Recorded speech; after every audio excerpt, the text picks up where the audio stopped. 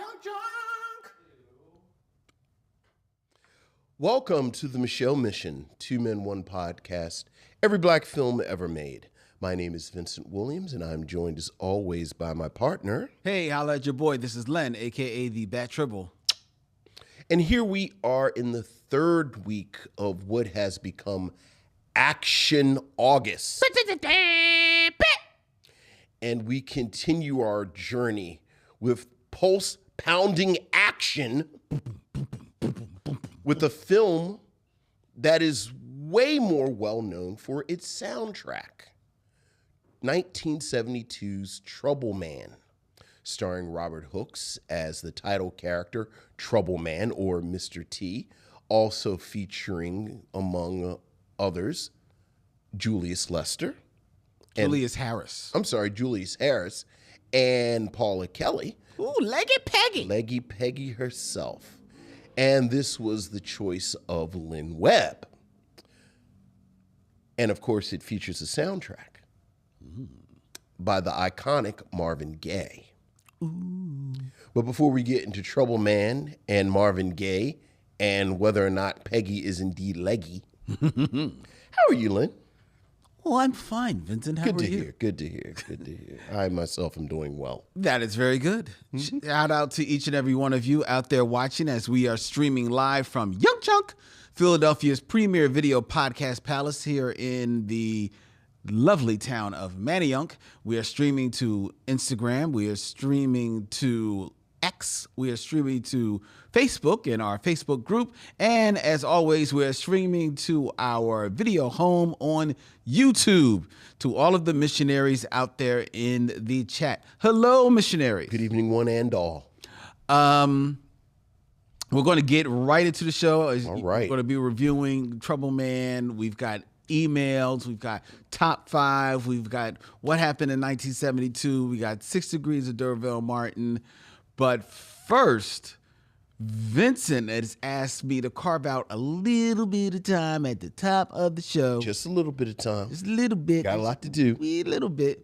And you know, this must be special because Vincent is not about free advertising. And I'm about to free advertise up the wazoo because yesterday marked the streaming debut of a series that those of us who are fans of classic television and specifically of the television show The Wire have been waiting for years. And that is the complete series, Homicide, Life on the Street. Homicide, Life on the Street. Which began streaming yesterday on Peacock. And this is a show that, for a lot of reasons, I mean, the usual reasons, actually, like I think it was music licensing. Yes, it was. That was holding it up. Licensing. That did not stream. And again, referencing The Wire, a lot of the team from The Wire got their start with Homicide. And those of us who watched Homicide have talked about it, and some of the great actors that were on there came through the doors of Homicide, and it began streaming. And part of the reason I wanted to talk about it so much is because I rewatched the first 3 episodes. Okay. And this is television I haven't seen, like, was it ever in syndication? No. Right. So literally I watched these episodes that I haven't seen since they were first on. And I was shocked by how well it holds up. Well, give the people the 30-second pitch on the show. Homicide, Life on the Street is a police procedural set in the homicide department in the Baltimore City Police Department in the mid to late 90s. And that is sort of the pitch, but the sheer quality of it is what elevated it to this legendary status. And like a lot of these shows, it's funny, there's been a lot of nerd rumbling over the past few hours because The Acolyte got canceled. Yeah. And, there's been some rumbling about how shows never get a chance to find their footing like they used to. Like, infamously, if you ever watch the first 4 or 5 episodes of Seinfeld. Yep. It's like a whole different thing. So the sort of conventional wisdom is that when you watch older shows, the early episodes aren't really all there yet. And I was amazed and impressed by how fully formed Homicide is. Yeah. From the very first episode. Like we were talking a little bit, just the cast. I mean, many people, when they think about Homicide, I think it's fair to say the real breakout was Andre Braugher. This is the show that really put him on the map. This is the show that really introduced Andre Braugher. But Ned Beatty is here. Melissa Leo is here. Richard Belzer is here. Yaphet Kotto is here. And from the very first episode, Clark Johnson. John Polito. They are crackling. Right out the box. The script is razor sharp.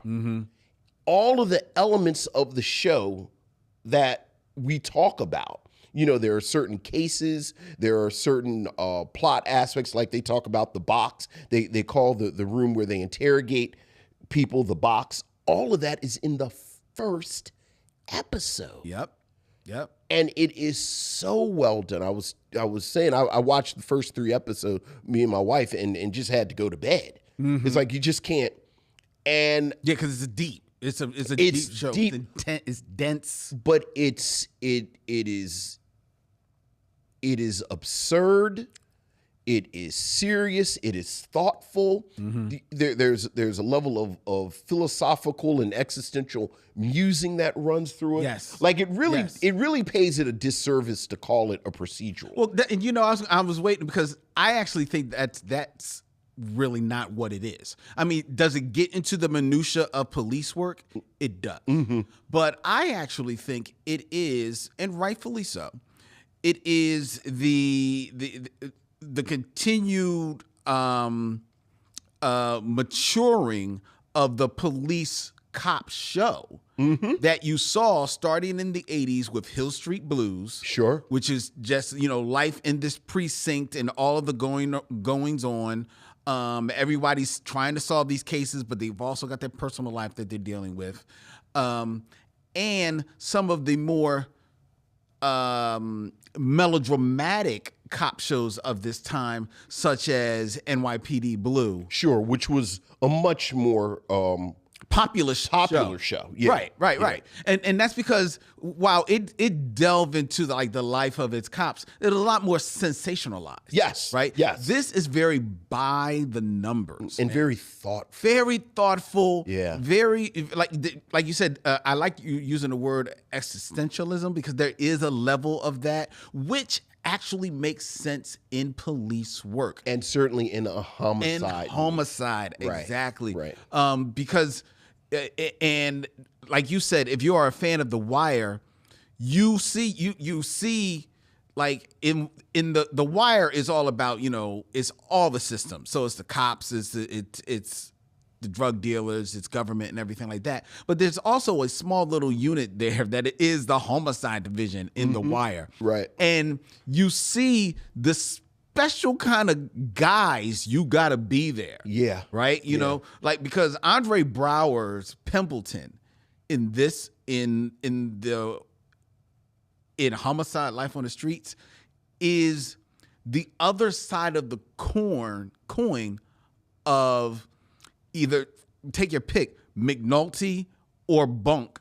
Right. On The Wire. Right. He's just the other side of the coin of that, Right. And it is so freaking excellent. And also, I'm going to give a shout out because you named all of these great actors. They're all fantastic, doing great work. But another standout on this show is Kyle Secor as Bayless. Yeah. Who kind of becomes it's like our POV. As a rookie into the homicide division. And he right from the jump, he's a rookie, but he's not like just some bumbling rookie. Like, murder it wears on him as something like this would, especially when he picks up his first one, and it's a heart-wrenching case that he picks up when you check it out. If you haven't checked it out, ladies and gentlemen, or for a minute. but he still is a cop. He still knows what he's doing. Right, you know what I mean? He's got to get his sea legs under him. It's well so good. To pull from The Wire, these are all real police. Mm-hmm. Like, you have all these different personalities, but you understand why these men and women are, as they say, murder police. Yes. Like, these are the brains. Yeah. And this is one of the only shows where you had a cast where, each it's like a police show like this. You have the partners, everybody has a case, and you kind of oscillate between the different. Yep. I love every single pairing. Me too. On this show. Like there's never a moment where they're focused on one partnership where I think, oh, I wish they were. Yeah, there's no time off. Right. There's no time off. It's excellent. It's excellent. So to complete Lynn's joke about me and free advertising, it is on Peacock. I think it's worth getting Peacock, and I don't say that often about anything. Mm-hmm. It is 7 seasons and a movie for a lot of different reasons. We talk about the quality of especially like the last 2 seasons, because as we said, it was never a hit. It was never a hit. Like, it was always it was a critical drama. It was a critical. I was about to say, and part of the reason people who love Homicide are so passionate about it is because every year we thought it was going to get canceled. Yep. And the last 2 seasons, they kind of had an ultimatum. They had to change things up. But the first 5 are gold. And the first 2 or 3 seasons are platinum. I see Lisa Alexander in the chat is hyping up for a couple of the guest stars that appear on this. James Earl Jones, Jeffrey Wright, Alfred Woodard. Doesn't Robin Williams show up on Robin Williams shows up. You and I talked about it. It's not really a sport. Like I was joking with Lynn about just the intensity of the quality. The 5th, maybe 6th episode is an episode called 3 Men in a Box that guest stars Moses Gunn. Mm-hmm. And it is insane to me that this is like within the first 6 or 7 episodes, because Homicide is like, okay, you've watched us for a month. You like us. Glad you're around. Now you're about to see the greatest hour of television you've ever seen in your entire life. One of the best one-act plays you've ever seen. Because 3 Men in a Box. Oh my God. It is so good. Is breathtaking. Yes. And I love the idea of being able to watch it on Peacock without any commercials. And it just like you said, watching it as a one-act play. Here's the thing. Watching the 3 episodes I watched, I missed the commercials. Because I needed to kind of catch my breath a little bit. like it kind of fades to black, and then it comes right back. And it's like, oh my goodness. Oh, so good. Yeah, so check out Homicide: Life on the Street. On Peacock. And we are not being paid for that. No, we are not. Although Peacock, it'd be nice. Y'all getting the NBA, so I play ball. He don't, but Anyway.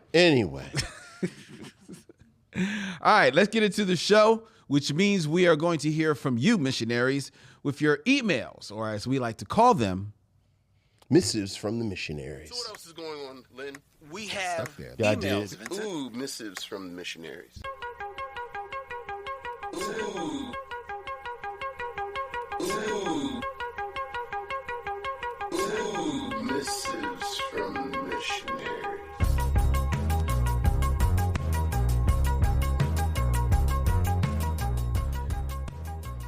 Our first email, Vincent. Mm-hmm. This is from Amina 2. Hey, Amina. Or she says, we can call her Amina for short. Hey, Amina. I am writing to you from the glorious and gentrified neighborhood of Harlem. I wanted to introduce myself as one of the newer missionaries. Hey, Amina. I started listening to the podcast earlier this year in May. My first episode was your review on Kathleen Collins' Losing Ground. I enjoyed your analysis and review on the film, although I did disagree with some of Len's takes. Okay. Well, you are now officially a Micheaux.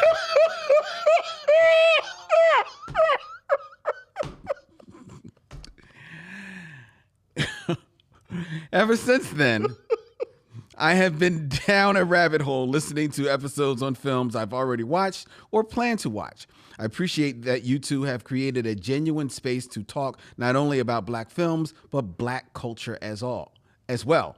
I especially love hearing your insights on TV shows, films, music, and cultural moments during my favorite era of blackness, the 90s. Oh, well, Lamina, I hope you're watching Homicide, Life on the Street.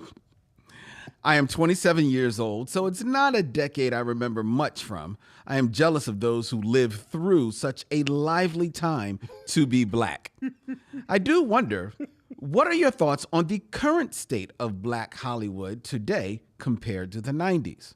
Also, who would be your ideal rom-com couple using black actors from this generation? Oh, that's interesting. That's interesting. Well, I will say that as far as the current state of black Hollywood, I feel very enthused about black Hollywood right now for a number of reasons. One, because streaming has opened up so many other avenues through which creatives can get their work out to the populace right now. Right before, it basically was the movie studios or the 3 networks on television. Right, absolutely. And then maybe if you were lucky, you can get a cable station to. But now you've got Netflix, you got Amazon, you've got Peacock, you've got Apple TV, and not for nothing, you've got YouTube. You've got YouTube. So you can get, if you really work it, and also it should also be noted that the democratization of creating this stuff is exploded filmmakers, because now you can make a movie on your phone. People make movies on their phones. So I think I'm enthused by that. Because of that, more and more black creatives have the opportunity to get their voices out there. So that's why I am, and the more black creatives you have behind the scenes, behind the cameras, writing the words, then the more black creatives you will see before the camera, as far as your actors and your performers, and them finding a way to shine out there. Now, it's not the way that it was back in the day as far as the pay, because things have changed a little bit. The pay structure has changed. So it's harder to, get that series that's just gonna make you whole. That's why I shout out to Quinta Brunson. She know what she got. Make it work. But you can get your voice out there. So I actually feel excited for the creator. Every single solitary thing you just said, and I would add that what I am beginning to be excited about, and shout out to my daughter and the young people in my life, I feel like in the next 5 years, there is a generation of creators that are doing some really interesting things with TikTok, and even Instagram and just these very short, quick formats. But you can see they're honing their craft, and there are a few that are creating longer and longer. So I also like the fact that we are in this moment where, again, not only do we have the access because of everything that you just said, but there are now even new tools that you can use to create a narrative. So I'm also very excited. Yeah, most definitely. Rom-com couple. From using black actors from this generation. Who do I like rom-com? How old are we talking this generation? Let's say you're talking your 24 to 40s. Okay, so is Lakeith Stanfield still in play? I believe so. Okay, because I think he's funny. Yes. I think he is physical. I think he is able to be a leading man, and I think we've seen hints of it here and there from him. So he would be my choice. And then for Who you gonna pair him with? I would pair him with, and I don't know if this is age appropriate because I think she might be significantly younger than him, but I really like Coco Jones. Okay. Like I really like that young lady. Yeah. That's So nothing wrong with Coco Yeah. Jones. I'm curious of how old Coco Jones is. Coco Jones she's 26. okay, Yeah. yeah, I think Lakeith Stanfield is like 40.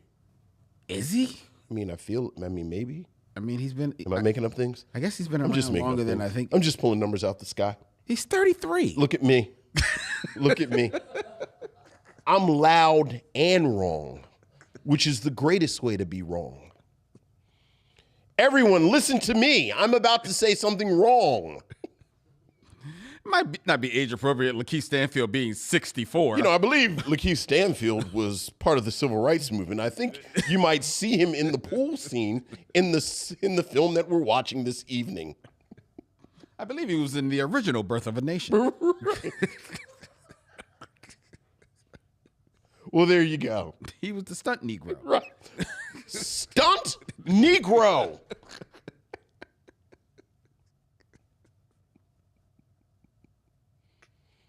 Was that Jim Brown or Bill Cosby that had the first black stuntman?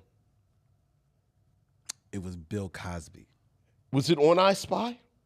Yes. I bet they called him the stunt Negro. Yes. Okay. I bet they didn't call him stunt Negro. But they didn't say Negro.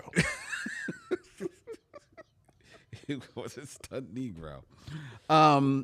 Amina continues. There's a very lengthy email here. All right. Come on with it, Amina. On your most recent episode reviewing The Hammer, Yes. a fellow missionary mentioned Vincent's resemblance to an actor in Half of a Yellow Sun. Sure. Apparently a good-looking guy. Out of curiosity, I looked up the film and chuckled when I found out who it is. Vincent's twin is Zach Orji, Okay. a well-known Nigerian actor and director in the world of Nollywood. Okay. All right. Growing up, my mother only cared to watch Nollywood films, so I became very familiar with the actors and actresses. Nollywood is a great avenue for those who want to watch more films made by Black people. It is. You will definitely be entertained. I know the podcast mainly focuses on African American films, but I do hope one day you guys would be open to watching a Nollywood film. And if ever that's the case, she actually will email a few suggestions. Oh, okay. And she sent a list of some suggested films for us to review here.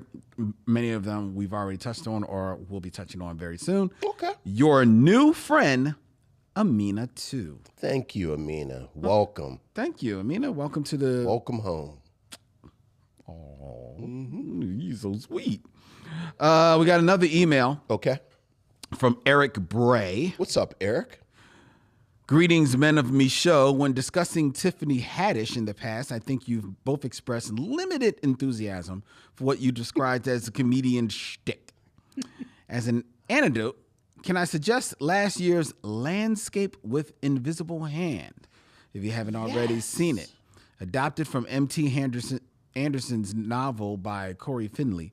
Plot summaries make the film sound like a YA action adventure, but this artsy, dystopian sci-fi depicting an Earth under alien occupation is closer to an episode of Black Mirror than anything else. It was released theatrically, thus qualifying for the mission. There's plenty of subtext to work with, and if nothing else, perhaps it hints at a seldom explored range Miss Haddish is capable of. I'd love to hear your opinion on it in a future episode someday. Thanks again, Eric Bray. Thank you, Eric, for putting that back on my radar because I wanted to see that. I have not But heard. as he said, it was like in and out. I never heard of this film. It was a film, and I believe the plot was, I don't know if the Earth is taken over by aliens, or just the aliens are so advanced and the power inequity is so much that they might as well have taken over. And they look at us as basically reality television. Oh, interesting. So they kind of watch us. And I do remember there's a romance between two young people, and I believe Tiffany Haddish plays one of the kids' mom.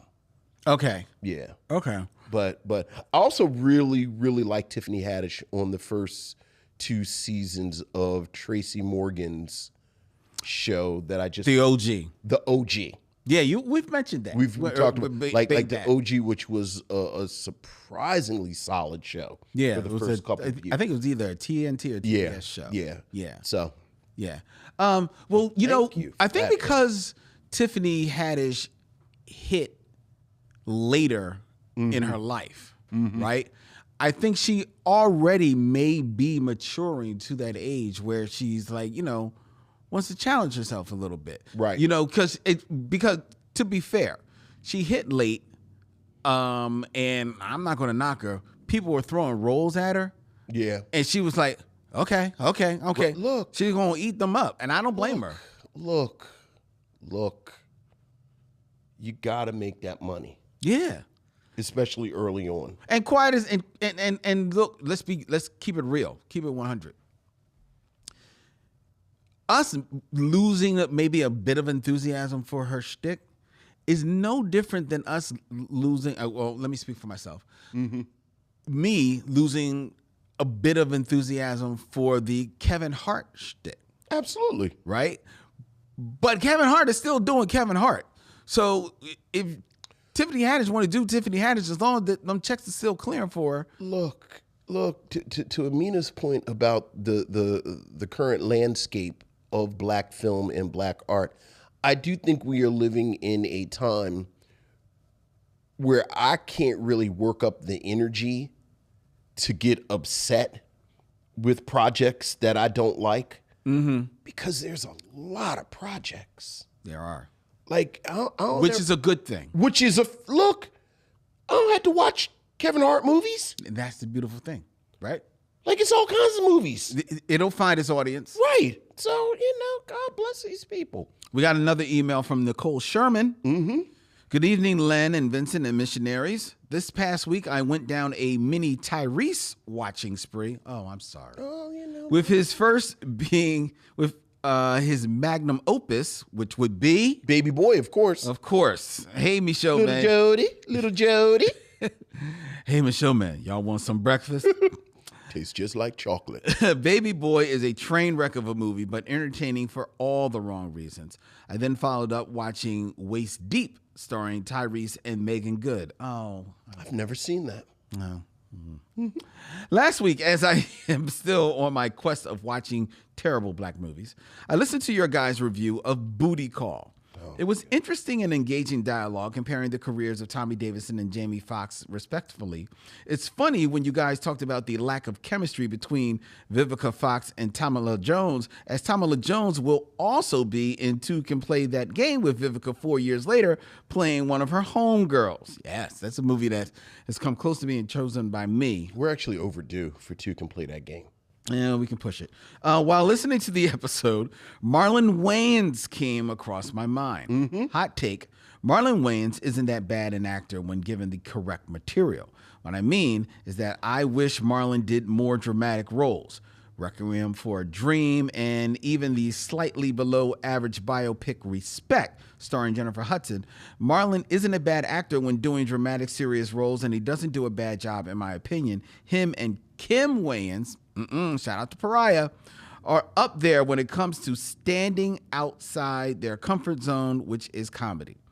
Sorry for the long email and for writing late, but love always, Nicole. Thank you, Nicole. I don't think that's a hot take in this room. Not at all. Like I actually think, pound for pound, Marlon is the most talented Wayans.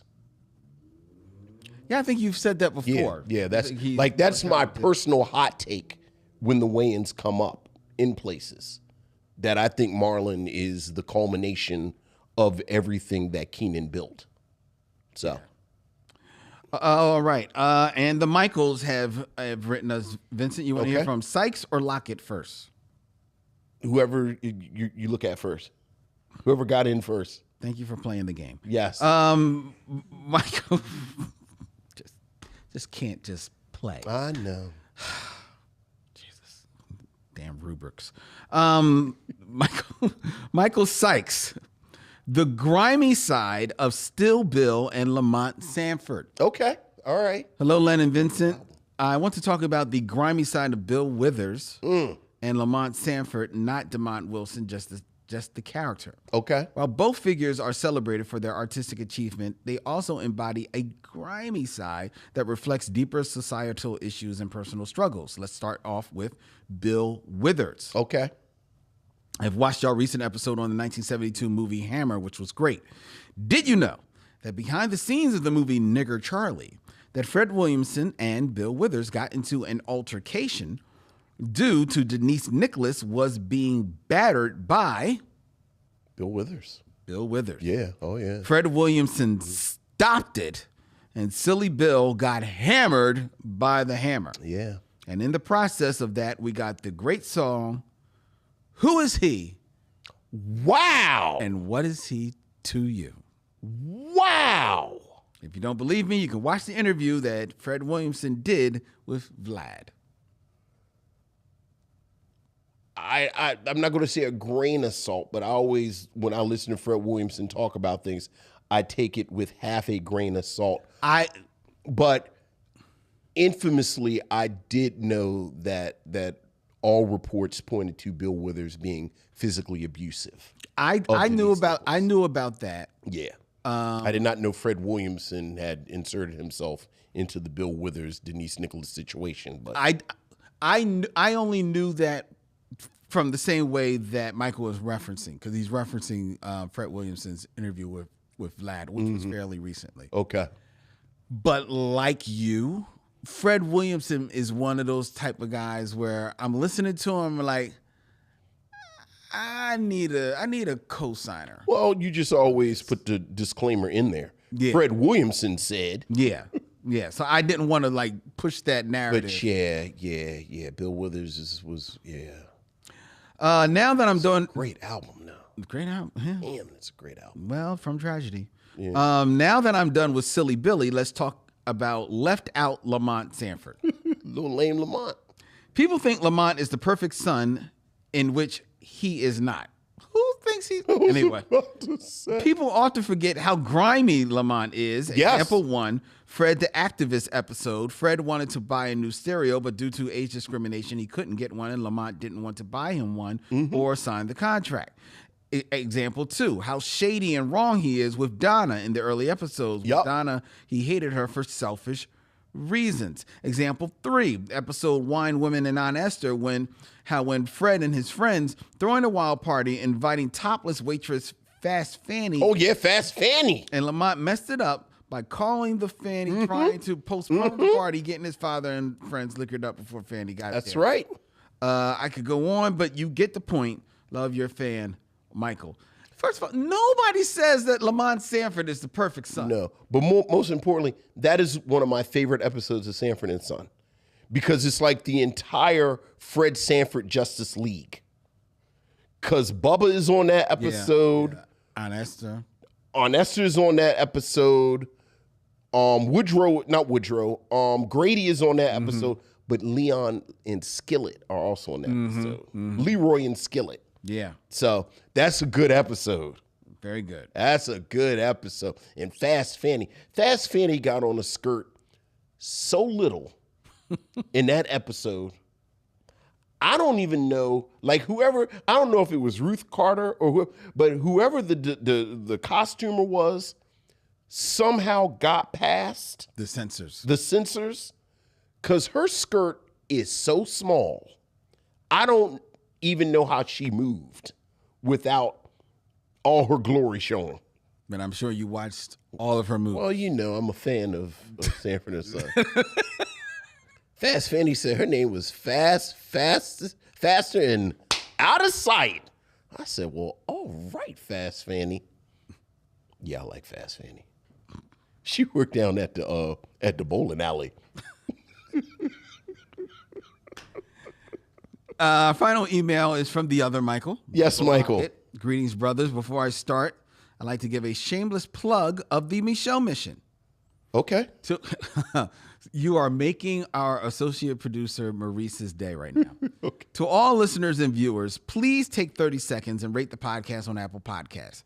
You might as well also subscribe on YouTube. And of course, if you want to be in the know, follow the show on the other social sites.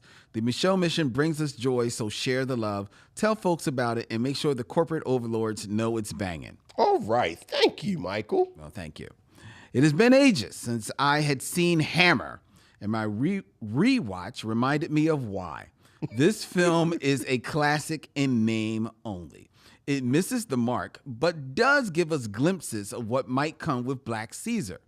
That is very true. Mm-hmm. Two quick asides. The idea of a Hammer truck turner shaft, that's a blaxploitation fist in the air film festival if I ever heard one. Also, the top 5 hammers was outstanding. As the list and suspense mounted, I was like, yeah, that's what I'm talking about. On my time travels, I landed on state property. Oh, okay. Wow. All right. Not a good week All for right. you. All right. And frantically was pushing buttons to get back to the present. This movie is bad. Yeah. Len is 100% correct that everything that Vince was trying to attribute to this film actually applies to Belly. Yeah. State property is. Yeah. State. A quick question for you, too. As you talk, Len mentioned Toni Collette and the show United States of Tara. It was indeed a great show. During this run, I found out she was Australian, blew my mind. In this vein, who would you guys put on a list of the best foreign black actors to pull off an American accent? I mean, the best, Michael Lucky. You got to start with Idris Elba. I still think Idris Elba is from Baltimore. I refuse to believe Idris Elba is not from Baltimore.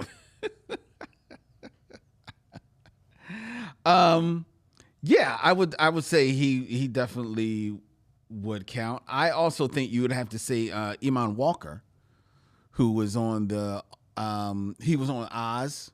Yeah, He that's played a good one. like Kareem Saeed on Yeah. Oz. He's actually been on. He's on one of those one of those Chicago shows. Yeah. I think it's Chicago Fire. Sure. Yeah. I've seen him on there. Yeah, like you would not. I didn't know that he was British. Yeah, Chiwetel Ejiofor, I think, does a good American accent. Oh yeah. Yeah. You know what? I'm sitting here like he's American. Yeah. Like I always think about his Chicago accent, not Chicago, that New York accent in Inside Man.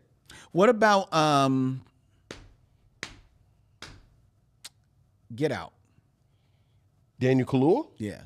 Daniel Kaluuya has a good one. Yeah. Yeah, Daniel Kaluuya has a good one. That's All right. that's there you four go. right there. All right. There you go. All right. All right.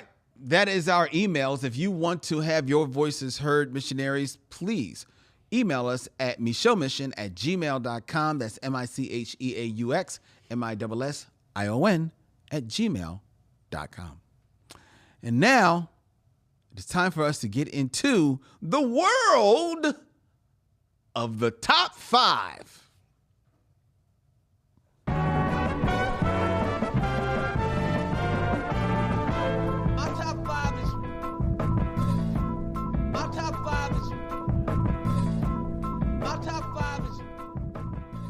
Top 5, where I give a list to Vincent and he shares his commentary with all of us to our eternal enjoyment.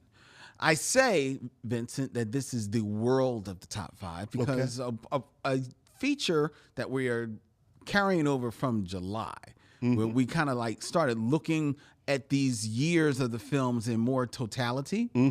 We're continuing on here in Action August. We are going to be reviewing Troubl Man, which was from 1972. We're actually going to be living in the year of 1972 for the remainder of the year. We were there last week. Month. Last week. No, remainder of the month. Oh, for the remainder of the month. You're right. But we were there last week for Hammer, where we looked at people who actually we lost in 1972 and people who were born in 1972. Mm-hmm.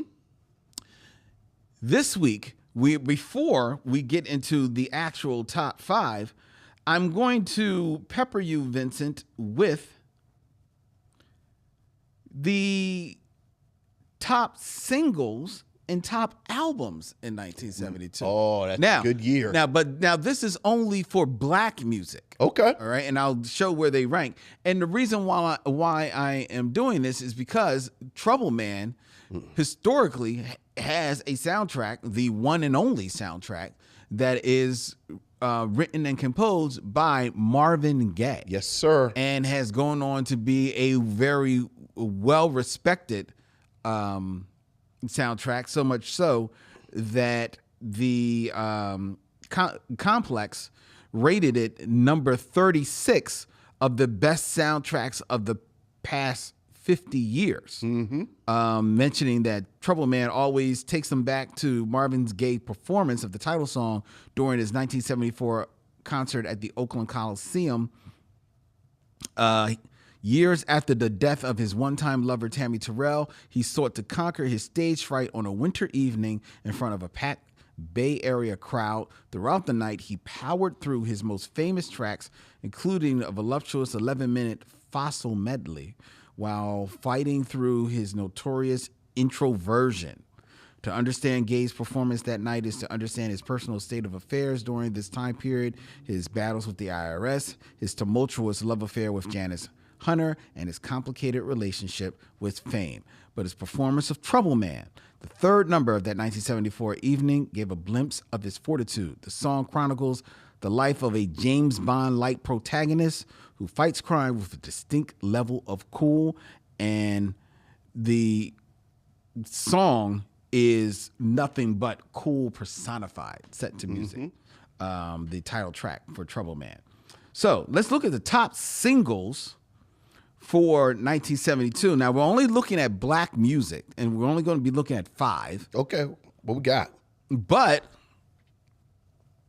at number 13, we have Oh Girl by the Shylights.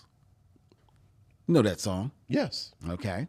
Numbers at number 11, we have Let's Stay Together by Al Green. Whew, Lord. That's a hard-hitting song. We just brought him up at number 7, Bill Withers with Lean on Me. Yeah.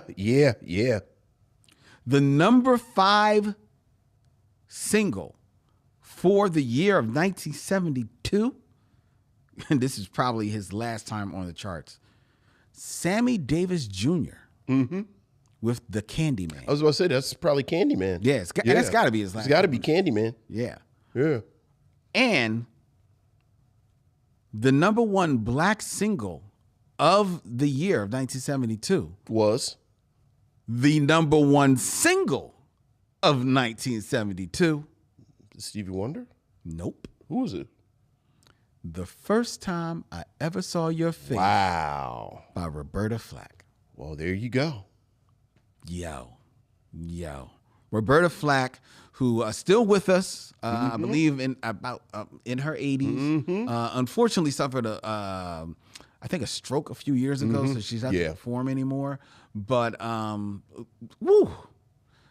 Roberta Flack was a beast, man. She was a problem. Look, she was a problem musically. She was a problem in all the ways a black woman can be a problem. Yeah, Roberta Flack. Yeah. And if you do not believe me, I turn to the top albums of 1972. Okay. Where, and this is black music, okay? At number 34, you have the soundtrack to Shaft by Isaac Hayes. Okay. All right. Yeah. Oh, yeah. Yeah. Arguably the greatest soundtrack. Arguably.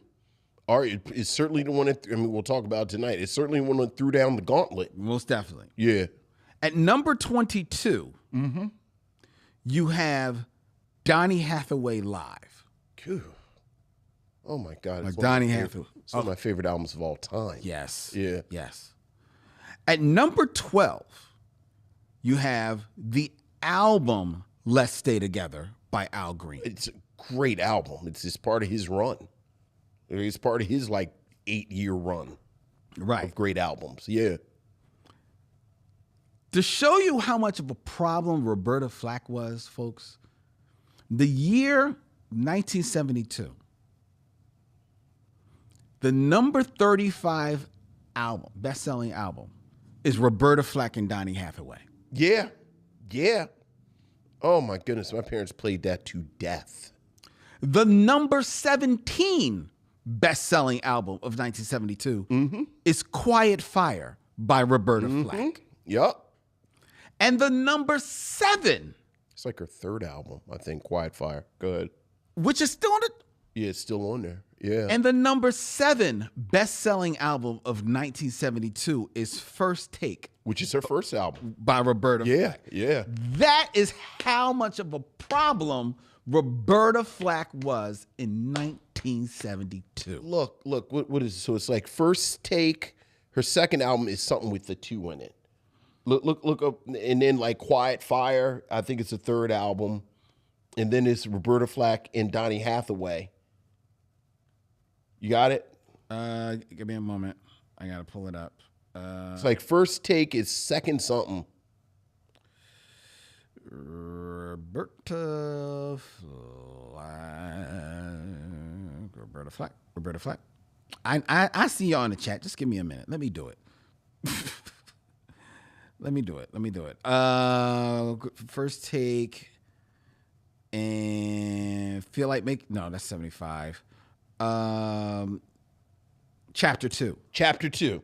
Yeah, First Take, Chapter 2, and then like Quiet Fire. Then it's Donny Hathaway. Then it's And then the first time I ever Then Killing Me Softly. Killing Me Soft. Dude. Oh my God. Dude. And then and after Killing Me Softly, she takes a year break and then drops Feel Like Making Love. Yeah. Which I'm not that big of a fan of Feel Like Making Love. But the hit, it's a hit. Yeah. But like that first 5, like when Roberta Flack had that big afro and she'd just be sitting at the piano. Oh my God. Yeah, man. Like that's insane. It's ridiculous. Insane. Yeah. Insane. Well, those are good albums. Great albums. Yeah. Oh my goodness. All right. Now let's get into the top 5 things Okay. that happened in black culture in 1972. Vincent, we are both fans of the comedy of Bill Cosby. Yes. But are you aware of Bill Cosby's Grammy-winning album, Bill Cosby Talks to Kids About Drugs?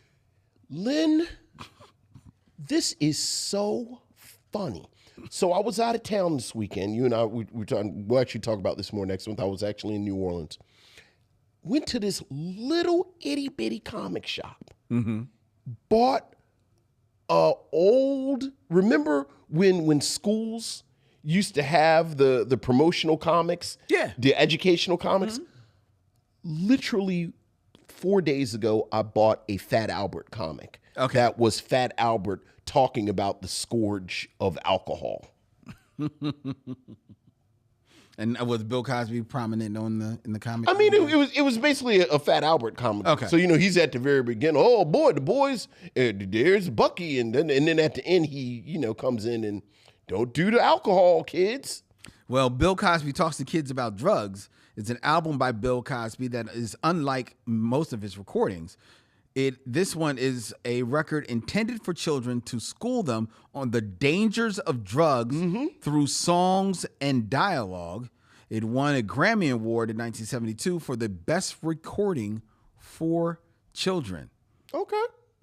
Bill Cosby preaching against the drugs. Just let that sit there. What's the next thing? Okay. Next thing, this might go into memory banks for people. Okay. The United Negro College Fund, UNCF, in 1972 to publicize its efforts to help African Americans obtain graduate and undergraduate degrees and to close a persistent gap with other groups in college completion, introduced their tagline. A mind is a terrible thing to waste. That's right. Woo! United Negro College Fund. Yep. That was on commercials. Oh my goodness gracious. All throughout the 70s. Black. It had me thinking that going to college, I was on a mission. Mm-hmm. I was holding up the banner. Yep. Raising up the race. Gotta go. You had to go. You remember the commercial with the family? They lived in the country. They was at the table, and they had to tell their son they couldn't afford to send him to college. Mm-hmm. And then his little brother came in with a jar of change. Yep. Here, Billy, will this help? 'Cause a mind is a terrible thing to waste. Yep. Woo! It started in 1972. Oh my goodness gracious! Talk about a member berry, right? Oh. Number 3. Mm-hmm. Singer and guitarist Chuck Berry. Okay. Only number 1 single was a live recording of a raunchy New Orleans tune called This isn't My Ding-a-ling. My Ding-a-ling. My Ding-a-ling? Yeah. Which was number 1 for 2 weweeks. That's right, My Ding-a-ling. In 1972. All I want to do is play with My Ding-a-ling. It actually... Those are the lyrics of the song. I'm just singing the lyrics of the song. It's about his ding-a-ling and how much he enjoys playing with it. Billboard ranked this as the number 15 song for 1972. He actually performed this live, backed by the Roy Young Band, atop of a bill that included George Carlin, Billy Preston, and Pink Floyd.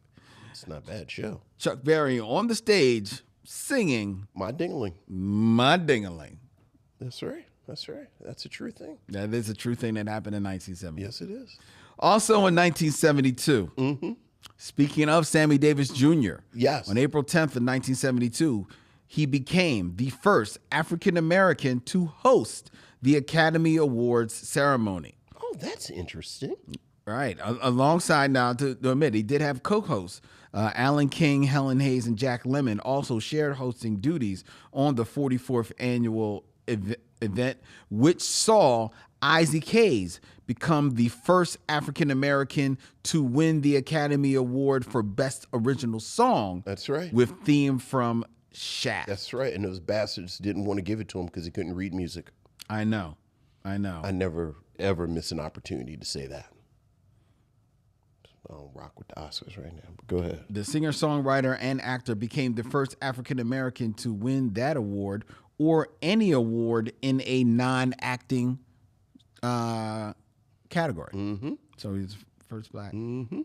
And the number 1 thing that happened in black culture in 1972, okay, very apropos for the times in which we live now, is New York Congresswoman Shirley Chisholm. All right. Is the first black person to campaign for the Democratic presidential nomination.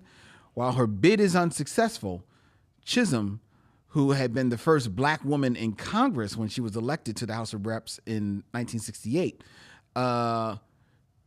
becomes the first black person and first woman to win delegates for a presidential nomination by a major party. Right on. Until the year 2024. Until the year. Kamala Harris. Kamala Harris. That's right. All right. All right now. So that is what happened. All right. In 1970. 1972. 72. It's a good year. Very good year. All right. All right. Let's get into the Game of Kings. Game of Kings. Otherwise known as 6 Degrees of D'Urville Martin. All right.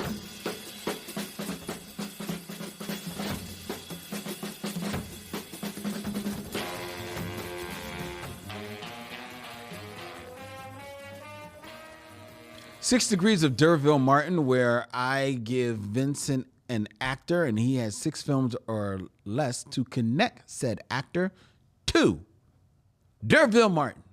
that star of stage, screen, and all forms of cinema, and your dreams. And your dream. From 1972. That's right.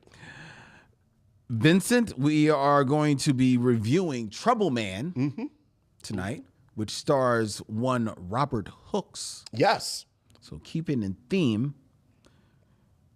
in 6 films or less, connect Derville Martin to the actress Jan Hooks. Oh, I thought you were going to do Brian Hooks. That would have been too easy. That'd been too easy. Jan. Oh. SNL Jan Hooks? In a few movies, 2 of which I know you've seen. So she was part of that cohort that like age, because I think she's like part of that wave of them that were in movies, SNL movies, that like the more popular people. Was she in like Night at the Roxbury? No. Or She is in one SNL movie. Not the star. Oh yeah. I know she's not the star. She's like on the periphery. Yeah. Like when she would show up.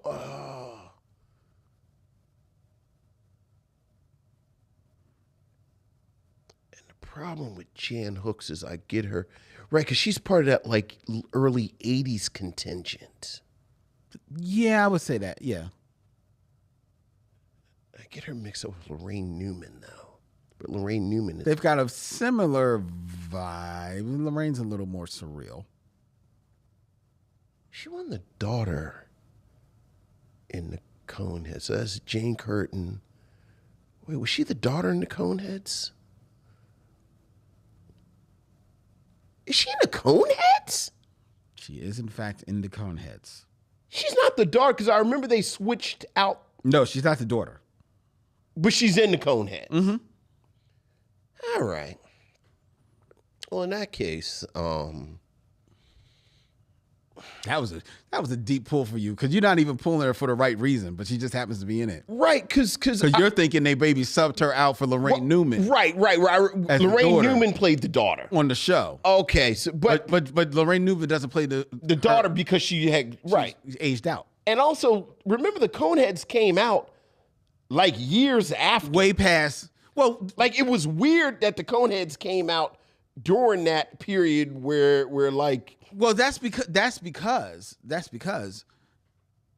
in the time when they started, the first real SNL movie is Blues Brothers. Right. And Dan Aykroyd kind of like detached himself from exactly. SNL. And then Chevy Chase and Bill Murray weren't really making SNL movies. They were just from SNL. Right. And Eddie was making his own and movies. then Eddie was making his, all right, well, regardless, because Coneheads was really stupid. I never saw it. It was so stupid. Well, no, I meant the bit on Saturday Night Live. Oh, I liked it on the show. It was just so stupid. I thought it was kind of cool. But all right, fine.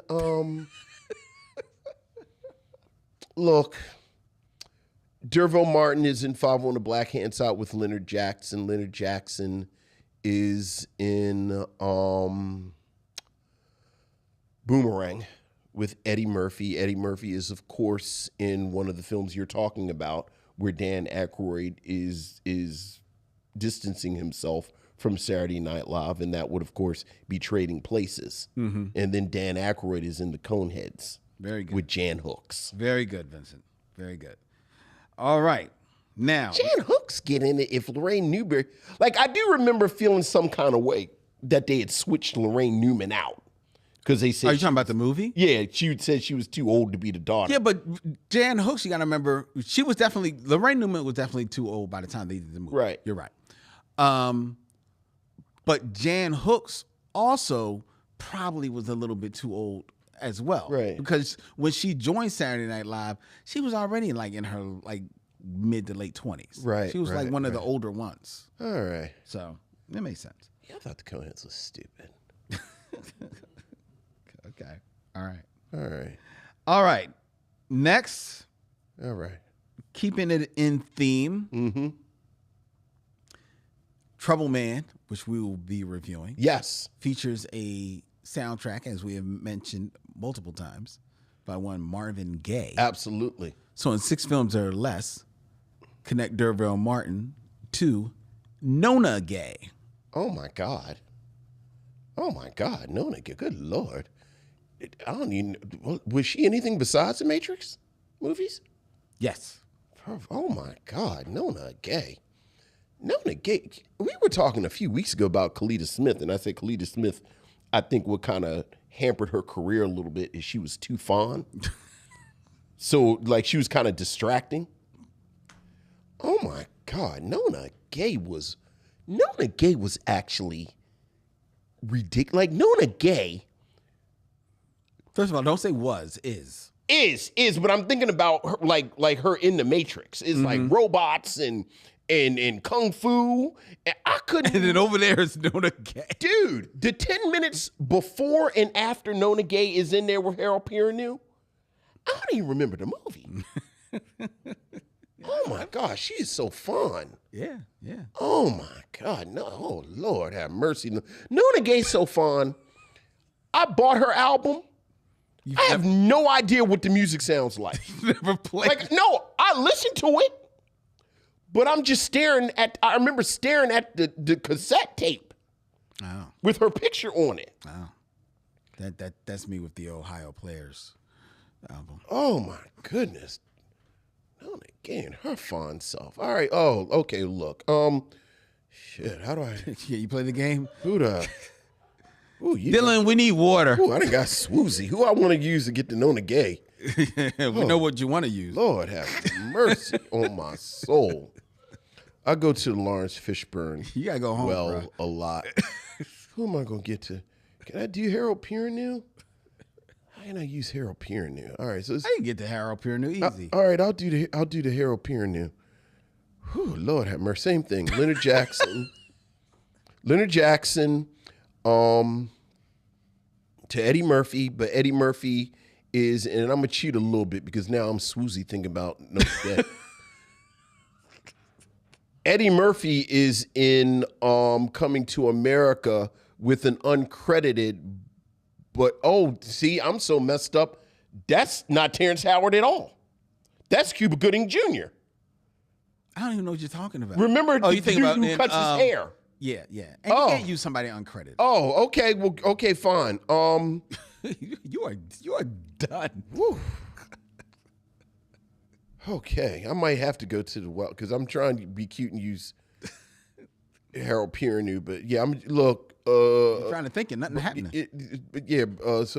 So he's in Sheba Baby with Pam Grier. Pam Grier is in Hitman with Bernie Casey. Bernie Casey is in Cornbread Earl and Me with Lawrence Fishburne. Lawrence Fishburne is in The Matrix Reloaded with Nona Gaye. There you go. Very good. Ooh, because remember she had on like a leather? Yes. That like leather top in the pants? Stop touching yourself. Ooh, Lord have mercy. Nona Gaye. Lord have mercy. You're about to have our YouTube channel shut down. Ooh, I wasn't ready for Nona Gaye.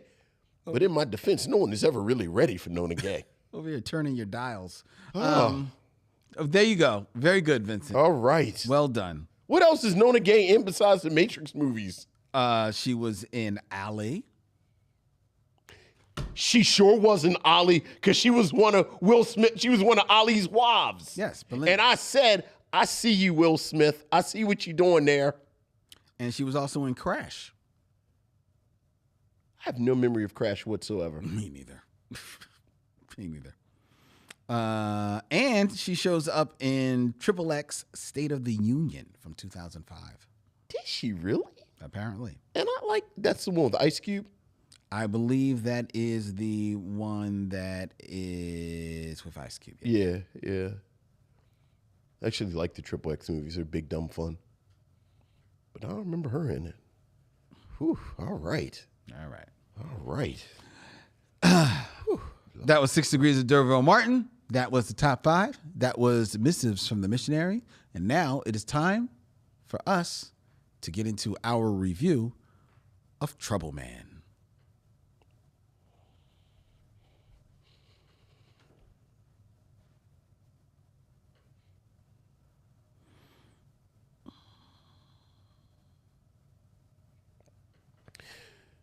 Troubl Man from 1972. The story of T, a slick detective who's done very well for himself, but still runs his operation from the same mean streets he grew up in South Central Los Angeles. His latest case comes from local hoods who claim that someone's been robbing their dice game at gunpoint. However, as T searches for the perpetrator, he realizes the job is a setup. Troubl Man from 1972 is directed by Ivan Dixon and written by John D.F. Black, who is a name you may not recognize, but most famously, he wrote the screenplay. I don't know if it's an adapted screenplay, but Shaft was a novel, and he wrote the screenplay for the film Shaft. Robert Hooks stars as the title character. It also features Paul Winfield and Paula Kelly, and an appearance by the always welcome Julius Harris. This was the choice of Lynn Webb. Oh, and of course, featuring a soundtrack by Marvin Gaye. This was a choice of Lynn Webb. What do you have to say about Death, Taxes, and Trouble? Before I do that, interesting footnote, because I know you say don't look at the chat, but Deborah Battle put out there that CCH Pounder has the best American accent. That you would never believe that she is not from New York. I did not know that she was not. Oh, yeah, I just found out at this exact second she wasn't from New York. I did not. So there you go. I did not know she was not British. Okay, there you go. I didn't know she was British at all. All right. So you're right, CCH Pounder for the win. Troubl Man is a movie that I was totally unaware of. Because it was you, Vincent, who clued me in that Troubl Man, the album by Marvin Gaye, was indeed a soundtrack. I did not know this. Okay. I always thought it was just Troubl Man it's the album Marvin Gaye did. And I've never owned the album. I've always known of it and heard like some music from it, and of course the theme from the album. So I had no reason to even think of it as a soundtrack for a movie. So finding out that it was a soundtrack for a movie, finding out that it's a soundtrack for a blaxploitation movie, and that it's it's about some rough and tumble detective. Well, not rough and tumble. He's kind of like a slick, private eye detective who gets caught up in a pretty intricate caper for blaxploitation films. Yeah. I was like, okay, I'm interested in this. Robert Hooks, a name, an actor who I know of, have seen on television many times and sometimes in movies.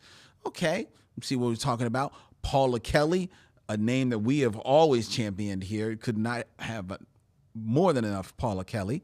And Paul Winfield, a person I enjoy. Absolutely. Always enjoyed Paul Winfield, a very underrated actor. Last seen here on the mission, probably in Sounder. Yeah. So I was intrigued by everything. And then learning that this was directed by Ivan Dixon, a name that comes out of blaxploitation, not just because of Car Wash, but because of, and not a name that comes out of television just because of Hosting Heroes, but a name that we champion here because of Nothing But a Man. Also plays Joseph Assegai in Raisin in the Sun. Right. So, like, just a name you're like, okay, that is a respected dude, right? And he's going to be directing this. So now he's going to be applying his trade, seeing what, he can pull from this exercise. And Marvin Gaye's doing the soundtrack. Sure. I'm like, okay, this is setting up like this might be something real juicy, something real meaty, a lot of meat on this bone. And I have to, for all of those, I know there's a lot of missionaries out there that watch alongside with us, call out the okie doke, because if you go looking for this movie on streaming, you will find it out there. yeah. However, you will find versions with the Marvin Gaye music taken out. That's right. And replacement music being put in because there was a rights issue with this movie for quite a long time. I think it actually may still be going. I'm not even sure if it's. I don't think it actually is streaming with the Marvin Gaye. Well, it's not streaming legally streaming. Yes. With the Marvin Gaye music, it's not because I got 15 minutes into this movie. I think we did the same thing. And I'm like, it's funny that Marvin Gaye wouldn't have done the theme song, but okay, maybe it's coming up. It's coming up later. And then by the time it gets to a scene where you can really hear, like, you know, if you know how to listen, you can hear when they make the switch, and you can hear how like the sound kind of like is adjusted. I'm like, oh, they don't have the right. So then I had to go YouTube diving. All right, right. So you did watch a version. I found the version with the Marvin Gaye music. Good. Which is good for me, because in those 15 minutes of watching this film without the Marvin Gaye music, what this movie was, to be fair, the version that has the replacement music is an almost pristine cut of the movie. So you're watching this, and it's not like, you know, 4K, but you're watching a good movie, right? As if it probably appeared on the screen. So you're watching that, and you're like, okay, at least it's a clear movie, but it's not really hitting. It's not really popping for me, right? So once I go back and watch it with the Marvin Gaye music, I'm like, oh, that's what's missing. The attitude, the whole vibe that Marvin Gaye's music and his musicianship brings to this. Because it's not just Marvin Gaye doing songs. It's Marvin Gaye because, you know, he's a composer. I'm about to say he does the score. He does it. It's a complete score. He is getting his Isaac Hayes on. That's right. For this movie. So he is setting a mood, and the music goes a long way to setting the moods that you want. There are moments where it's supposed to be like, you know, kind of soft and lovely between Mr. T, Robin Hook's character, and Paula Kelly. There are times where it's supposed to be action-packed, where Mr. T gets into some fights. There's times when Mr. T is flexing his cool, and he's got his fly suit, and he's got his multi-pattern pad that he lives in. And it's all about the vibe that Marvin Gaye's music sets up for these scenes. The problem is that Ivan Dixon, as an actor, formidable foe. You know, definitely a presence that pops on the screen. As a director, and I learned, a director who didn't get his feet wet on television. He just would stand by and ask questions. Right, I was about to say he didn't direct any episodes. He didn't direct any episodes, so he didn't really get his hands around cameras and calling shots. And it unfortunately shows that naivete in the direction of this film, because there are moments where the direction just leaves little to be desired. There are things that are happening. People are moving their hands off screen. They're touching stuff that is, you know, pivotal to the plot, but we never see it because the camera is so tight on a two shot. He doesn't know how to shoot action at all, which is a skill in of itself. There's not really any love scenes in here, so you can get away with that. But he doesn't know how to set a mood in the staging, in directing the actors to how to perform, how to get their lines across. So the direction is not really saying anything. So now that means that the actors are on an island, and it's all about what they bring to the proceedings here. You've got Paula Kelly, an actor that we have championed for a long time here on the Micheaux Mission, and not given really anything to do. I don't even think she ever leaves her apartment. I was about to say, I don't. They keep her in that one room. She just keeps coming, and she's not even in the room. Half the time she's in the doorway. Yeah, like she's like she doesn't even leave the apartment for the 3 or 4 scenes that she shows up for, and it's not given anything to do. But her one task is to develop chemistry with Robert Hooks, Mr. T. And Paula Kelly, beautiful woman, knows how to play her position, is acting her butt off to create this chemistry with Robert Hooks, Mr. T. Paul Winfield, it is kind of like the bad guy in this movie. Yes. But he's not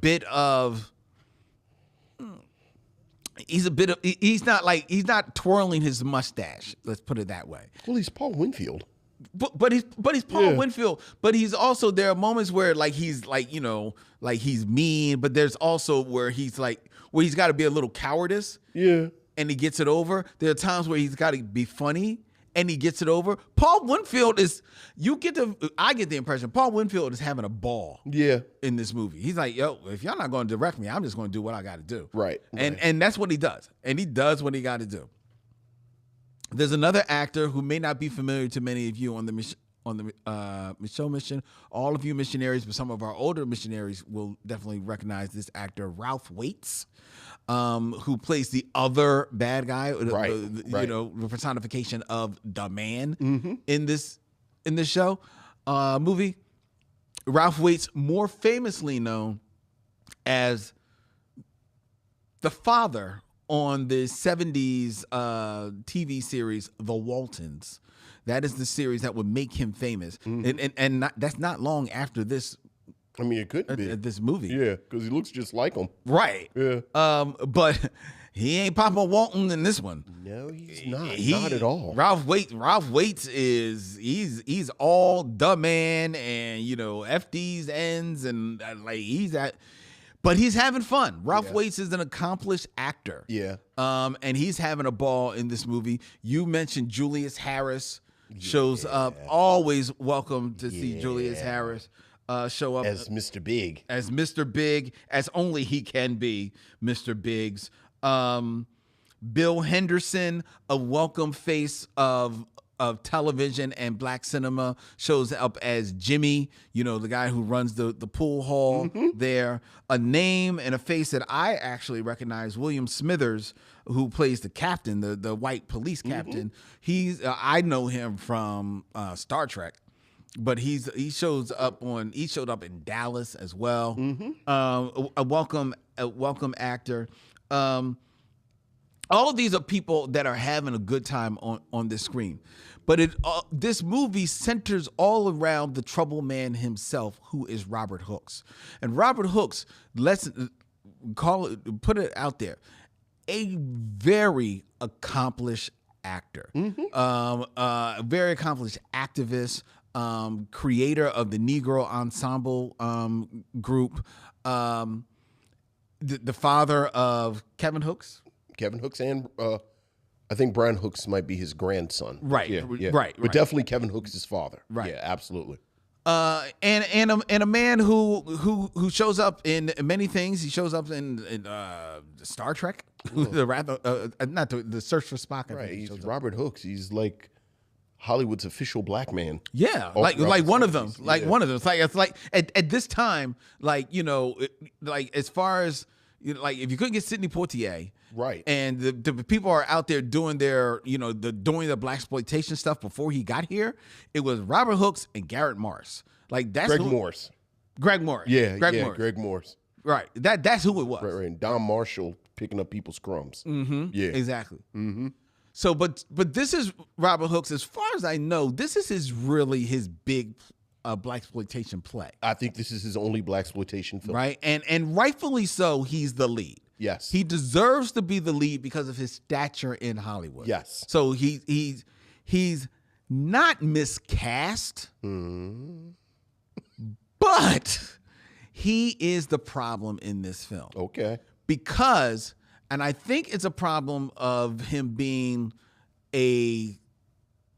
so much of a quote unquote thespian. Boy, go talk that talk. Talk that talk. So I don't have to talk it as much. He is just he just plays it too straight up and down. And this is a movie like he's Mr. T. That's his name. People just call him T in this movie. Everybody is leaning in on where they know which world they are occupying. Everybody except Robert Hooks. Robert Hooks thinks he's in, I don't know, Dragnet the movie or something. Like he's so straight up and down. And don't get me wrong, he has the presence, he has the physicality for it, but he's just so one note in this movie.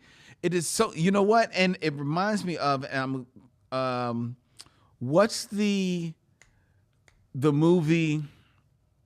And I actually just rewatched it again. The jazz remake of Othello. Up All Night. Up All Night. Mm-hmm. And the actor in that movie who was a bit of the issue in that because everything revolved around him. Right. But in his defense, it was 1961 and he couldn't touch the white woman that he was supposed to be married to. That's fair. That's fair. Like he was much better in Truck Turner. Right. He was. But Robert Hooks is just he is 100% the problem in this movie. All Night Long was the name of that Rex movie. Ingram. Rex Ingram. Great Thank you. Rex Ingram. Thank you, Ron Covington. He is just the problem in this movie. He has zero chemistry with Paula Kelly. Mm-hmm. He has zero. There are moments where he is going back and forth with Paul Winfield, and Paul Winfield is doing everything that he can in those scenes to make Robert Hooks the bigger person in the scene because he's supposed to be. Right. And he can't do it. And in his scenes against Julius Harris, where they're actually supposed to be on even playing field, Julius Harris is eating him up as Mr. Big because Julius Harris is Mr. Big. He is looser. He's more comfortable. He has, I'm sorry, were you finished? Go. You were being kind. I'll switch places with you and I'll be the unkind one. Okay. I think Robert Hooks as Mr. T in Troubl Man, if there has been a worse miscasting, I don't know if you and I have seen it in our tenure here on the mission. I think Robert Hooks is a perfect example of what we have talked about periodically when we talk about this period of black films, where you had these two cohorts of actors. You had the actors that come out of this moment, including Julius Hester. Julius Harris, who who I think his first role was Nothing Like a Man, but then he kind of blossomed in the 70s. Of course, Pam. Are you thinking about Ivan Dixon? No, not Ivan Dixon. Remember, Julius Harris plays the father. Oh, that's right. Yeah, That's right. And I think that was his first role. Okay. Of course, Pam Grier. We've talked about Fred Williamson. There are actors that come out of this period that are looser, that have not necessarily been formally trained, and they are of this moment. Yeah. And then you have a generation of black actors. It's funny because we just name-checked two of the big ones that I think about. The great Greg Morse, the great Don Marshall, and yes, Robert Hooks. That these, like you just said it, these are classically trained theater actors.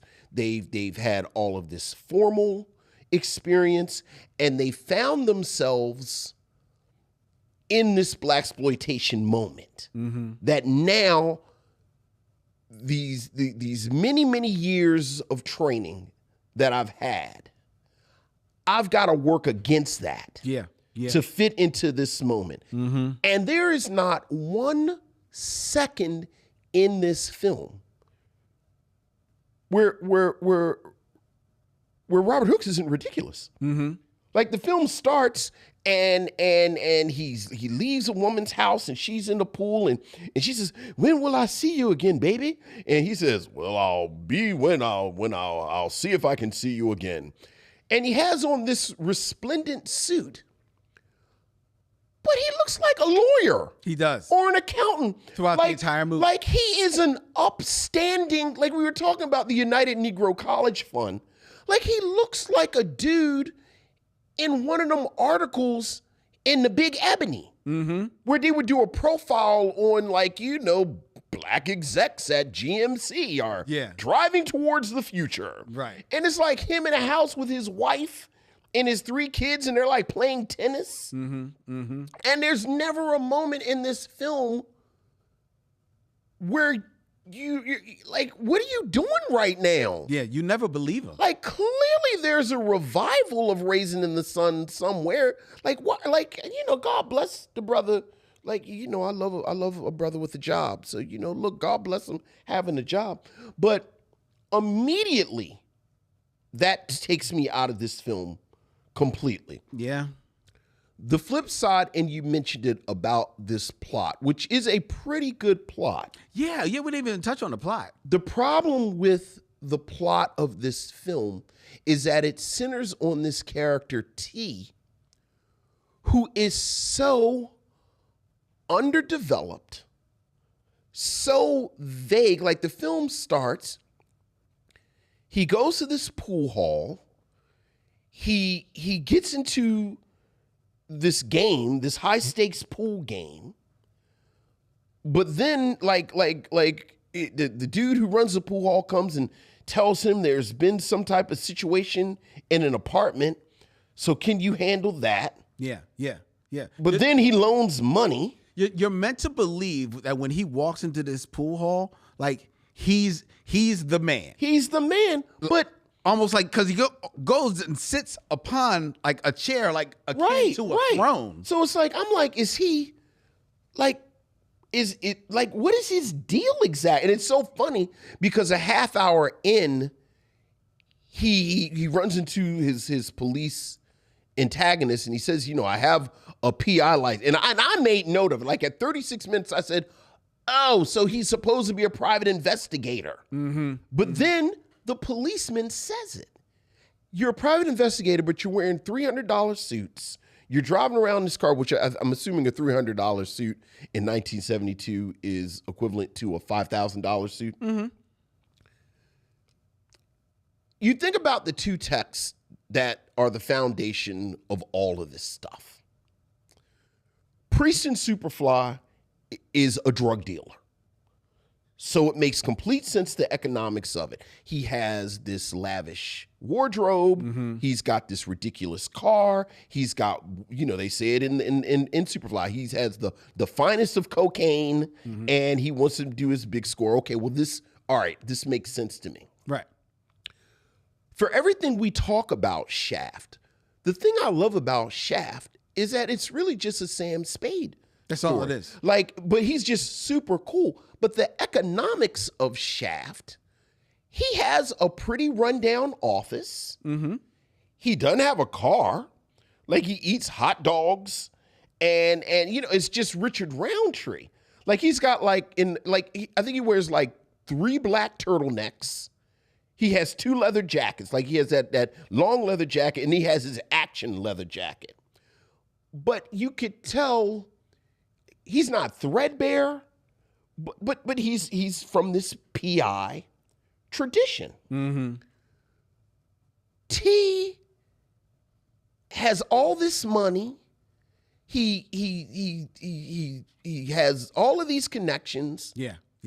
But the film never grounds him so that this world makes sense. And for me, the irony is that I think this film would have worked 1,000 times better if you would have removed this character T and made it one of the Shaft sequels. Well, okay, Because now you have a character that who you know this plot of the double cross and they're trying to frame him is actually a pretty solid plot.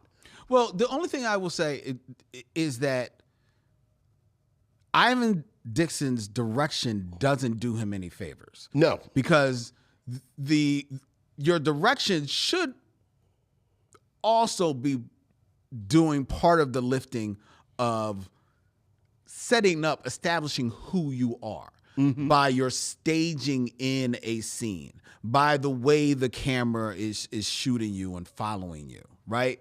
And none of that happens in this movie. But without that to help him, then, to your point, everything else relies on who the actor is and the actor pulling it together.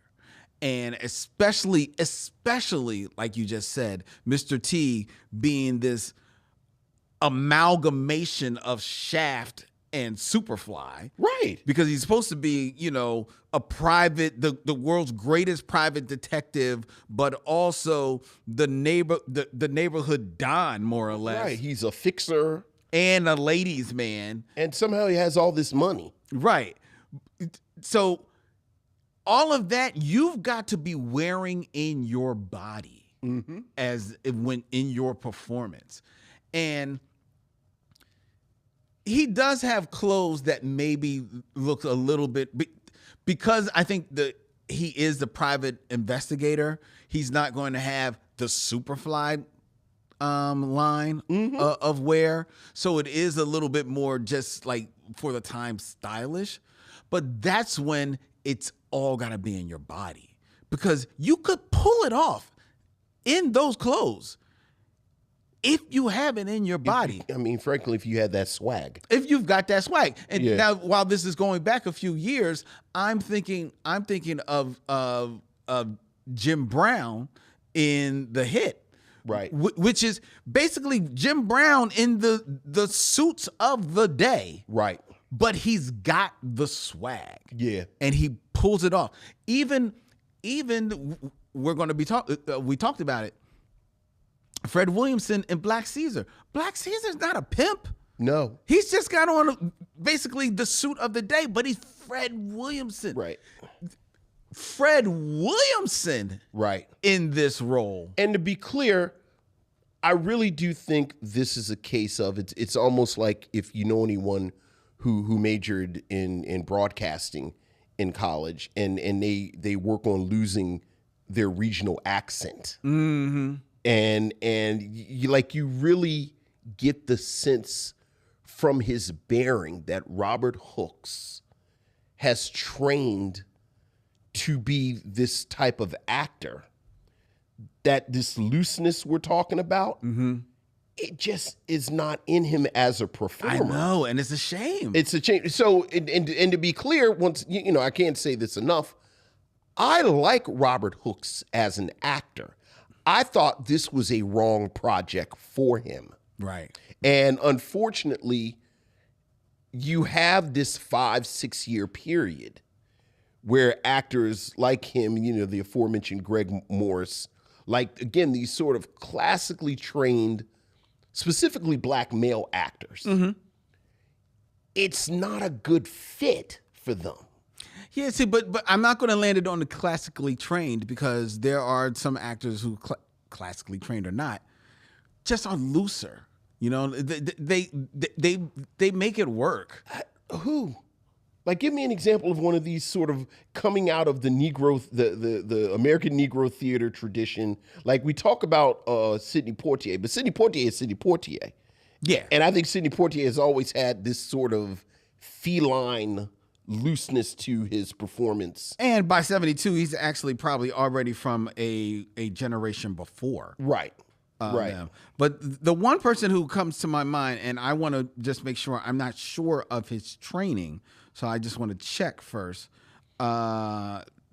because the whole time I'm watching this movie, this is the person that I'm thinking like, man, this person. And even James Earl Jones, like when you look at something at Claudine or even Bingo Long, he has this kind of big country boy-ness that he kind of pulls out. Yeah, the actor I'm thinking of, he wasn't even classically trained, even though he did do more than a few roles. Got to start on Broadway, and that was Calvin Lockhart. Calvin Lockhart is another one, and you're right, but Calvin Lockhart has this real slickness that he pulls out. No, but I'm saying I would have loved to see him in this role, right? You know, but he didn't have the classic training, that you were referring to. But as I was watching this, like he could have pulled off this amalgamation, right? Like right. so beautiful. So in a lot of ways,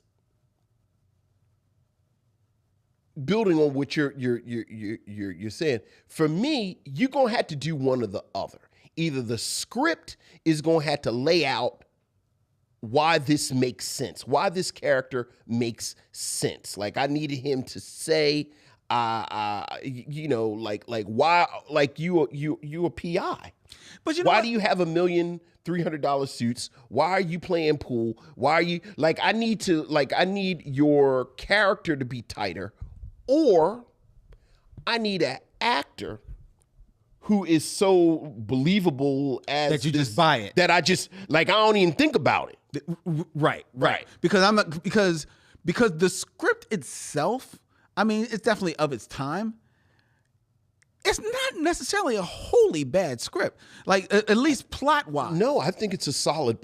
To your point, I think for a blaxploitation film, it's a pretty solid plot. For a blaxploitation film, this is Citizen Kane. Yeah, I mean, considering that you're talking about running a scam on people, right, the double crosses, and you know the details. Somebody's wearing a jacket that looks like this person's jacket. I said, okay, hold on, let me. Sorry. Yeah. I mean, the plot is there. Right. You know, the plot is there that if... Then Robert Hooks comes in and wants to know where the NAACP dinner is this evening. Hey, baby, let's hit this town. Let's get out of this town. And you don't even... Oh, God, man. It's like, Mr. Hooks. You just don't believe it, man. Like, why are you doing this? I would have believed Dolomite in this role more than Robert Hooks. It's a shame, and it's a waste of not bad performances. Like it's always him walking down the street. It's a lot of walking with him in the suit, and he looks like he's a provost at like a college or something. And then the movie stops for a good 5 minutes of him just jumping over gates. And I was like, why do they have Mr. Hooks? Because I just call him Mr. Hooks. Why is Mr. Hooks jumping over things? He shouldn't be doing that. And he jumps over about 20 of them in a row. It's like, it's really, really annoying. Certainly, there's a Death of a Salesman revival going on. Or isn't it pilot season? Right. Isn't there? In case you show up on Sanford and Son, right? Or they're doing things right now. Or Room 222 or Julia.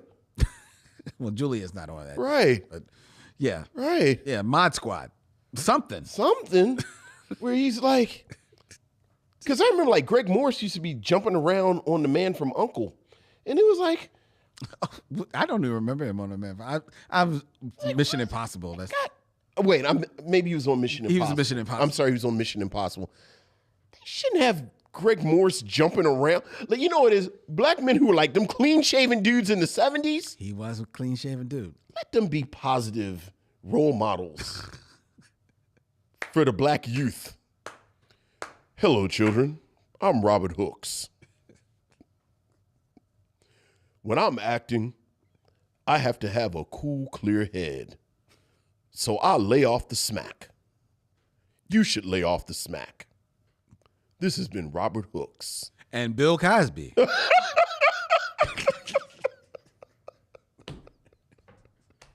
Hey.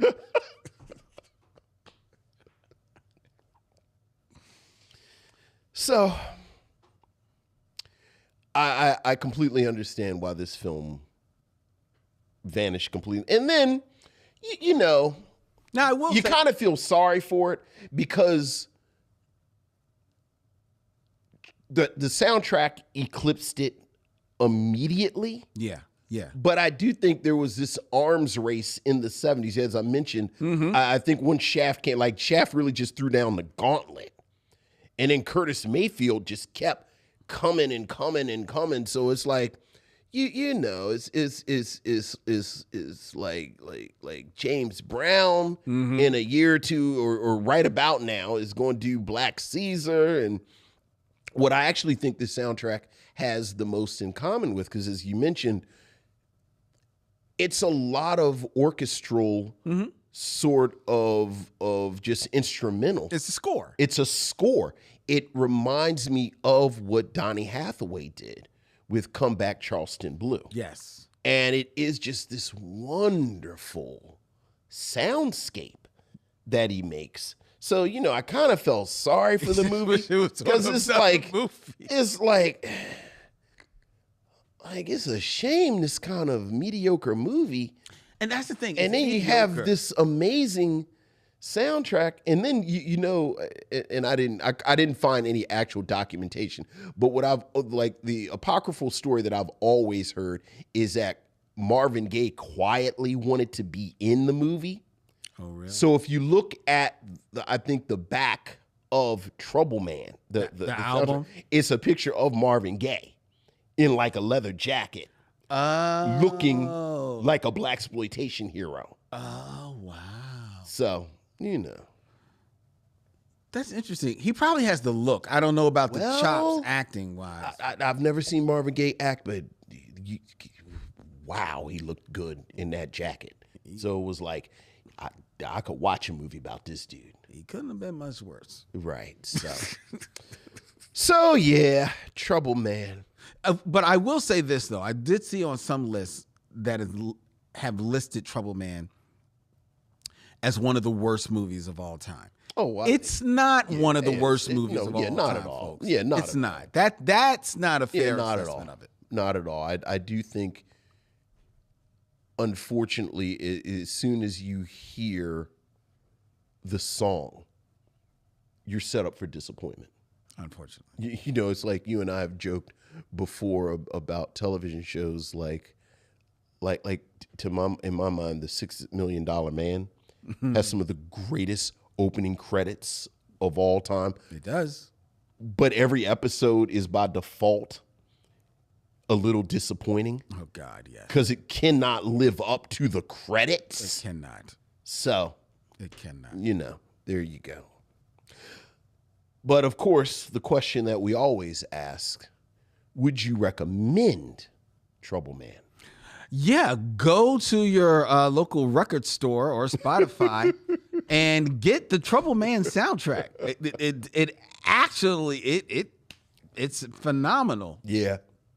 Oh, you meant the movie? I did mean the movie. No. Don't watch the movie. Don't watch it with the replacement music. Don't watch it with the Marvin Gaye music. Just get the album and be your own Troubl Man. Yeah. I agree. I agree. I think much like last week, this is a film that I think illustrates just sort of the level of negligence that the studios had with these films. Because again, I think Robert Hooks gets cast by a group of white men who just are looking for a black guy. Yeah. And you know, Robert Hooks, well, he's a tall, next on the call sheet. He's a tall, good-looking black guy. He grew his hair out in an afro. We can trust him. We look. He'll show up on time. He'll show up on. He'll know his lines. He is a professional. So we'll cast him. Yep. But yeah, I also would pass. Yeah. On Troubl Man. Shame. Yeah. There it is. Yeah. Go see Mr. Morrison, Mr. Hooks, and the many other projects that he's very good in. Yeah. There you go. All right, before we tell you what we're going to be watching next week here on the Micheaux Mission, as we actually close out Action August. Mm-hmm. Wow, it went fast. It went fast. It was action-packed. I invite you, if you want to have your voices heard, email us at micheauxmission@gmail.com. That's micheauxmission@gmail.com. You can also find us on the social media of your choice, whether or not it be Instagram, X, or Facebook, at Micheaux Mission, where you can join the Facebook group and where we talk back and forth with our fans. You can also find us on YouTube at Micheaux Mission, where please hit that subscribe button and ring the bell so you are notified when we put up all of our new videos. I am going through all of our past videos, editing out just the video, the top 5, some funny moments. We're going to be added a bunch last week. We'll be adding a bunch more this week, going up there. Our good friend Dylan here at Young Junk, he pulls shorts from every episode, and it all lives on YouTube. So we've got plenty of stuff out there. Tell a friend. You heard the missionaries. Tell a friend about the Micheaux Mission. Go to Apple Podcasts, rate and review us. Review us on Spotify. Just spread the word of the Micheaux Mission. A lot of people ask, how can we help? How can you help us? That's how you can do it, and we appreciate all the help. The Micheaux Mission is also a proud member of The Podglomerate. ThePodglomerate.com. They make podcasts work, such as ours, with streams every Tuesday night, live from Young Junk, Philadelphia's premier video podcast palace. If you want to book yourself sometime in one of the fabulous studios that they have here at Young Junk, then hit our good friend Dylan at youngjunk.com. That's DYLAN at youngjunk.com. All right, next week, we close out Action August with Vincent's Selection. Also from 1972. Folks, it's not only his name, it's his business. And sometimes his pleasure.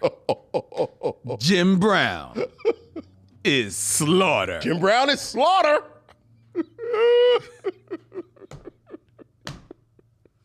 That may be the baddest tagline of all time.